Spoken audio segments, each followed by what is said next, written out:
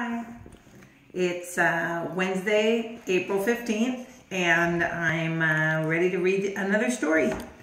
This is a Dr. Seuss book. I think it's one of his very first books, and it's called And to Think That I Saw It on Mulberry Street by Dr. Seuss. So here we go. It'll probably be an interesting story. And to Think That I Saw It on Mulberry Street by Dr. Seuss.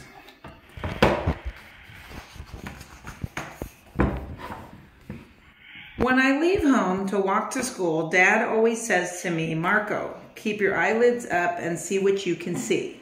But when I tell him where I've been and what I think I've seen, he looks at me and sternly says, "Your eyesight's much too keen. Stop telling such outlandish tales. Stop turning minnows into whales." Now, what can I say when I get home today? So since a minnow is a small fish and a whale is a really big water mammal, I think what Dad is saying is try to keep your story more true. Maybe he exaggerates. Let's see what happens. All the long way to school and all the way back, I've looked and I've kept careful track, but all that I've noticed except my own feet was a horse and a wagon on Mulberry Street.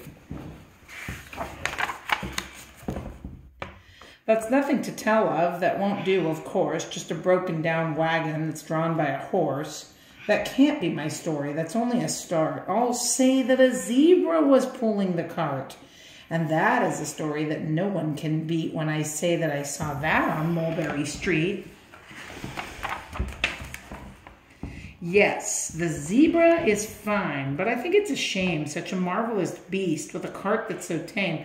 The story would really be better to hear if a driver I saw was a charioteer. A gold and blue chariot, something to meet, rumbling like thunder down Mulberry Street. No, it won't do at all. A zebra's too small. A reindeer is better. He's fast and he's fleet, and he'd look mighty smart on Mulberry Street. Hold on a minute. There's something wrong. A reindeer hates the way it feels to pull a thing that runs on wheels. He'd be much happier instead if he could pull a fancy sled. A reindeer and sleigh. Say, anyone could think of that. Jack or Fred or Joe or Nat.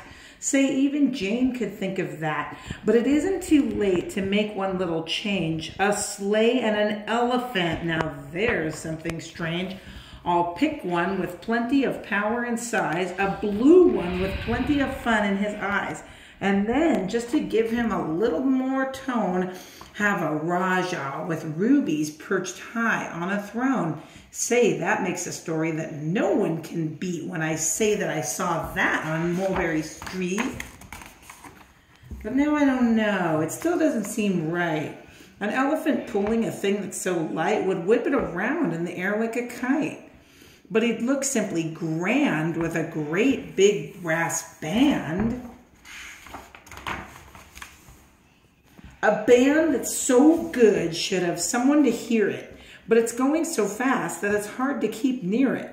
I'll put on a trailer. I know they won't mind if a man sits and listens while he's hitched on behind. But now, is it fair? Is it fair what I've done? I'll bet those wagons weigh more than a ton. That's really too heavy a load for one beast. I'll give him some helpers. He needs two at least. But now what worries me is this. Mulberry Street runs into bliss. Unless there's something I can fix up, there'll be an awful traffic mix-up. It takes police to do the trick, to guide them through where traffic's thick. It takes police to do the trick.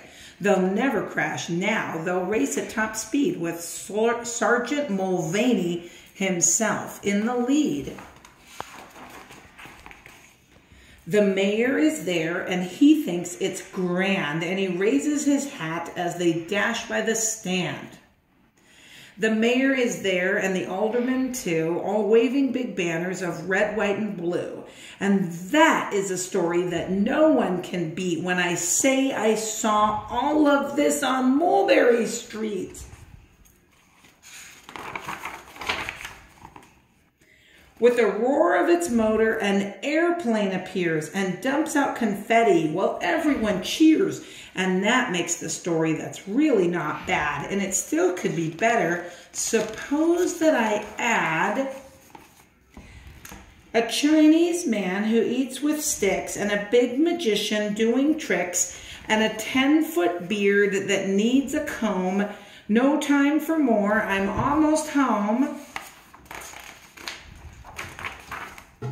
I swung round the corner and dashed through the gate. I ran up the stairs. I felt simply great, for I had a story that no one could beat, and to think I saw it all on Mulberry Street. But Dad said quite calmly, just draw up your stool and tell me the sights on the way home from school. There was so much to tell, I just couldn't begin. Dad looked at me sharply and pulled at his chin. He frowned at me sternly from there in his seat. Was there nothing to look at, no people to greet? Did nothing excite you or make your heart beat? Nothing, I said, growing red as a beet, but a plain horse and a wagon on Mulberry Street. So I guess at the end, the boy decides to tell the truth about what he really saw on Mulberry Street. But wow, he has some good imagination, right? Hope you enjoyed the story.